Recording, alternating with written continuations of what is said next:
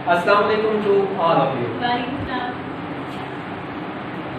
First year chemistry को start किया हुआ था, ठीक है, उसी सिलसिले को नेक्स्ट प्रोसीड करते हैं।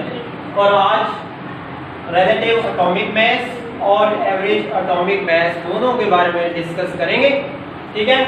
देखने में लोग कहते हैं कि रिलेटिव एटॉमिक मास और एवरेज एटॉमिक मास दोनों सेम ही हैं, लेकिन इनमें बहुत बहुत ज्यादा डिफरेंस है, ठीक है।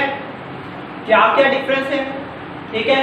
रिलेटिव एटॉमिक मास को कैसे कैलकुलेट करते हैं, एवरेज एटॉमिक मास को कैसे कैलकुलेट करते हैं, रिलेटिव एटॉमिक मास के लिए क्या AMU को यूनिट इस्तेमाल करना चाहिए या ग्राम को इस्तेमाल करना चाहिए। दूसरा ये सवाल पैदा होता है कि एवरेज एटॉमिक मास को AMU में रिप्रेजेंट करें, मतलब इसके लिए यूनिट AMU को इस्तेमाल करें या ग्राम को इस्तेमाल करें। और सबसे बड़ी बात कि रिलेटिव एटॉमिक मास है क्या और एवरेज एटॉमिक मास है क्या, ये सबसे पहले हम लोग डिस्कस यहाँ पे करेंगे। तो सबसे पहले रिलेटिव एटॉमिक मास को देखते हैं। रिलेटिव एटॉमिक मास, ठीक है। तो रिलेटिव एटॉमिक मास में सबसे पहला नाम आप लोगों के सामने मौजूद है और वो क्या है, रिलेटिव। रिलेटिव मतलब रिलेशन से निकला, ताल्लुक कायम करके, मतलब वो वाला एटॉमिक मास जैसे कि जो कि रिलेशन कायम करके किसी भी चीज के साथ रिलेशन कायम करके निकाला जाता है, उसे कहते हैं एटॉमिक रिलेटिव एटॉमिक मास, ठीक है। तो यहाँ पे देखो रिलेशन का यहाँ पे क्या मतलब हो सकता है। मिसाल देता हूँ, हमने लोहे के, ठीक है, तराजू के लिए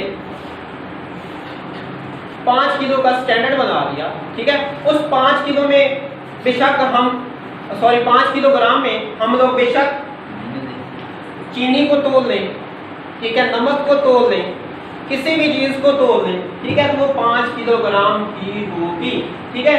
same here relative atomic mass में सबसे पहले क्या किया गया, साइंटिस्ट ने हाइड्रोजन को स्टैंडर्ड के तौर पे लिया। क्या किया, हाइड्रोजन को स्टैंडर्ड के तौर पे लिया, ठीक है।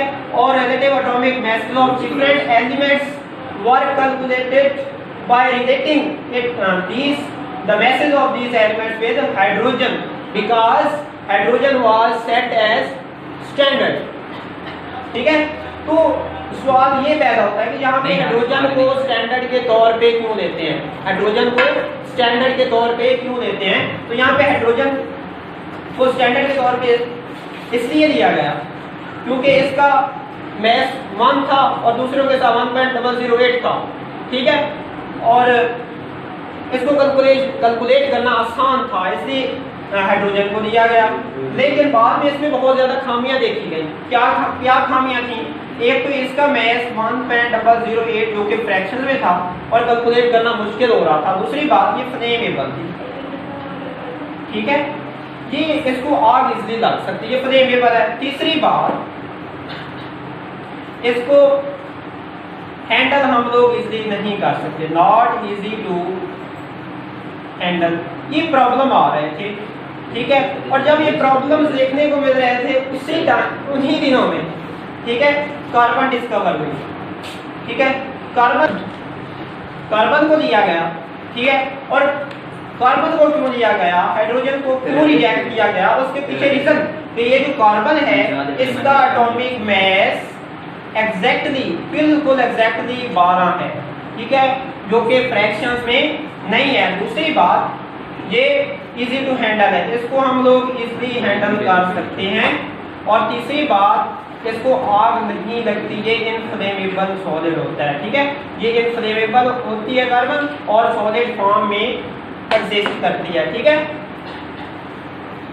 तो कार्बन के साथ प्रेजेंटली भी इसी स्टैंडर्ड कार्बन को लिया जाता है, ठीक है। और इसी कार्बन के साथ रिलेट करके तमाम तर पीरियोडिक टेबल के एलिमेंट्स के एटॉमिक मासेस को कैलकुलेट किया जाता है। अब सवाल ये पैदा होता है कि रिलेटिव एटॉमिक मास को किस यूनिट में लिया जाता है, ठीक है, किस यूनिट में उनकी वैल्यू को मेजर किया जाता है, वो हम लोग देखते हैं।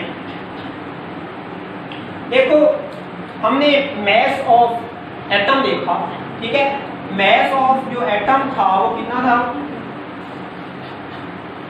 कितनी रेंज में था? 10 रेज़ पावर माइनस 27 किलोग्राम की रेंज में था, जो कि 10 रेज़ पावर माइनस 24 ग्राम में आता है। इतनी कम वैल्यू के -27 तक है।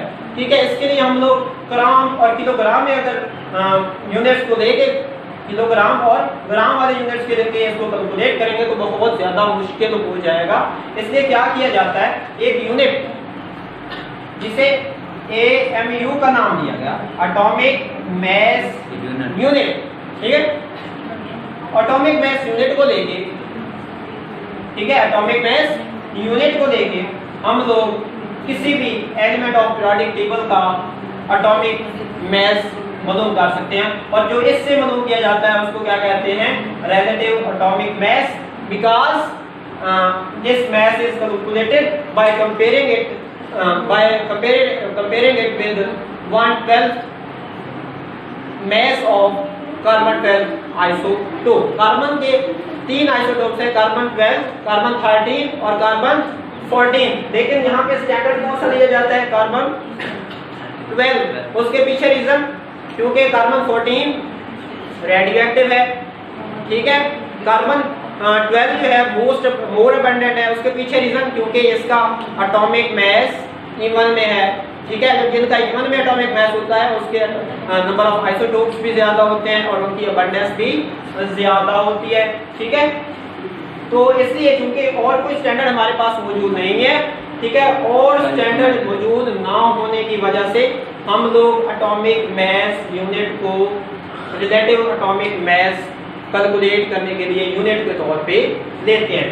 अब बात आती है average atomic mass. Average atomic mass क्या चीज है? नाम एवरेज कुछ बता रहा है, ठीक है, किसी भी चीज को सपोज दैट 2 + 2 + 2 इनको 3 से, मतलब नंबर ऑफ ऑब्जर्वेशन प्लस मतलब सम ऑफ ऑब्जर्वेशन और total number of observation is called average, ठीक है। तो एवरेज क्या है? यहाँ पे एवरेज का मतलब समझ आ गया। इसके बाद एटॉमिक मैस, ठीक है, सेम एटॉमिक मैस को लाभ रिलेटिव के बाद भी लगा हुआ था, लेकिन हमें ये दो डिफरेंट टर्म्स इस्तेमाल करने की क्या जरूरत थी? यहाँ पे एवरेज क्यों लगाया और वहाँ पे रिलेटिव क्यों लगाया? रिलेटिव लगाने के पीछे किसका हाथ है? कार्बन 12 का हाथ है। क्यों? क्योंकि कार्बन 12 को स्टैंडर्ड के तौर पे लिया, ठीक है, और उसके साथ कंपेयर करके जो मैस निकाला उसको रिलेटिव एटॉमिक मैस का नाम दे दिया। लेकिन यहाँ पे जब एवरेज एटॉमिक मैस की बात करते हैं तो यहाँ पे याद रखिएगा एवरेज एटॉमिक मैस में नंबर ऑफ आइसोटोप्स की बात होगी, ठीक है। मतलब ये पहले देखा जाएगा कि आइसोटोप्स उस एलिमेंट के कितने हैं, इसके बाद ये देखा जाएगा कि हर एक जो आइसोटोप है उसकी रिलेटिव अबंडेंस कितनी है, ठीक है, मतलब नंबर ऑफ आइसोटोप्स किसी भी एलिमेंट के कितने हैं, फिर हमें रिलेटिव अबंडेंस चाहिए होगी। जब रिलेटिव अबंडेंस चाहिए होगी तो हम लोग एवरेज एटॉमिक मैस कैलकुलेट कर सकेंगे, और वो वाला एटॉमिक मैस जो कि नंबर ऑफ आइसोटोप्स को इस्तेमाल करके और relative abundance of these isotopes को इस्तेमाल करके कैलकुलेट किया जाता है, उसे एवरेज एटॉमिक मैस का नाम देते हैं। तो इसके लिए क्या फार्मूला है, ठीक है, एवरेज एटॉमिक मैस हम लोग, ठीक है, मैं MAVG शो कर रहा हूं मैस एंड ये एवरेज के लिए, ठीक है। एवरेज एटॉमिक मैस को हम कैसे कैलकुलेट करते हैं? सिग्मा मीन समेशन, ठीक है, relative abundance of isotopes, different isotopes की relative abundance को उनके respective atomic mass के साथ multiply कर दें, ठीक है, और उसको 100 से डिवाइड कर दें, तो जो मैस हमारे पास निकलता है उसे हम क्या कहते हैं? Average atomic mass. और एवरेज एटॉमिक मैस के लिए जो यूनिट इस्तेमाल किया जाता है वो भी सिंपली AMU ही है। समझ आई कि नहीं? और अगली बात यहाँ पे याद रखिएगा, एवरेज एटॉमिक मैस में बहुत ज्यादा समझने वाली चीजें हैं, वो अभी डिस्कस करवाता हूँ। पहली बात, एवरेज एटॉमिक मैस, ठीक है, एवरेज एटॉमिक मैस जो भी आइसोटोप्स हैं किसी एलिमेंट के, किसी भी एलिमेंट के जितने भी आइसोटोप्स हैं उनका मैस नहीं होता। Average atomic mass, suppose that neon लेते हैं, नियॉन का एवरेज एटॉमिक मैस 20.18 AMU होता है, ठीक है, जो कि नियॉन के 3 आइसोटोप्स हैं, तीनों में से किसी का भी नहीं है। तो ये मैस हम क्यों कैलकुलेट करते हैं और हमें इस मैस की क्या जरूरत है, ठीक है। ये वो मैस है जो हम लोग पीरियोडिक टेबल में इस्तेमाल करते हैं, ठीक है। पीरियोडिक टेबल में जो मैस इस्तेमाल किया होता है वो कौन सा होता है, एवरेज एटॉमिक मैस। और एवरेज एटॉमिक मैस क्या है, always in fractions. Average atomic mass के लिए हमेशा ये बात जरूरी है और दिमाग में रख दीजिए कि हमेशा फ्रैक्शन में होगा, और ये वो वाला एटॉमिक मैस है जो कि पीरियोडिक टेबल में इस्तेमाल किया हुआ है, ठीक है। मॉडर्न पीरियोडिक टेबल में जो एटॉमिक मैस डिफरेंट एलिमेंट्स का इस्तेमाल किया गया है वो कौन सा है, एवरेज एटॉमिक मैस है।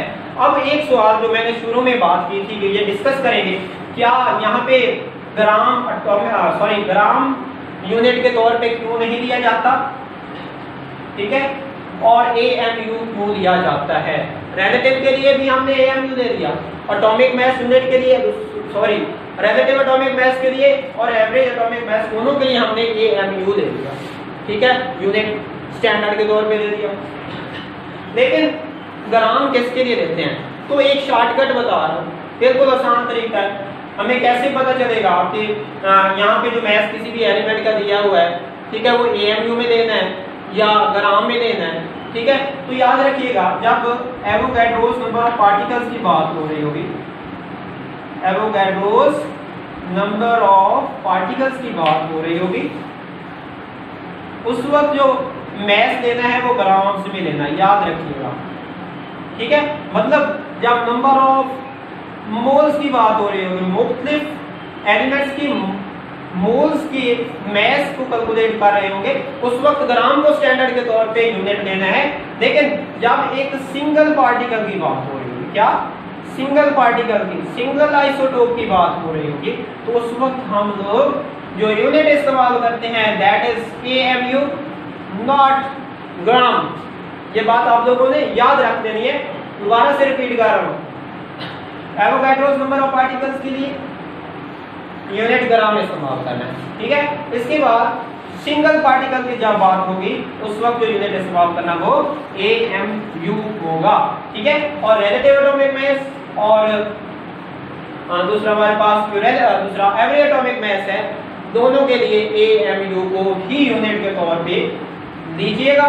और जहां पे भी कंफ्यूजन आ रही हो, ठीक है, तो यही वाला शॉर्टकट याद रखना है कि एवोगैड्रोस नंबर ऑफ पार्टिकल्स के लिए ग्राम और सिंगल पार्टिकल की जब बात हो रही होगी तो वो AMU होगा। तो आई होप दैट आप लोगों को average atomic mass, relative atomic mess और AMU और ग्राम के यूनिट्स कहाँ इस्तेमाल करने हैं, कहाँ नहीं करने, समझ आ गई होगी। इंशाल्लाह नेक्स्ट लेक्चर में मिलते हैं, तब तक अपना बहुत ज़्यादा ख्याल रखिएगा। खुदा।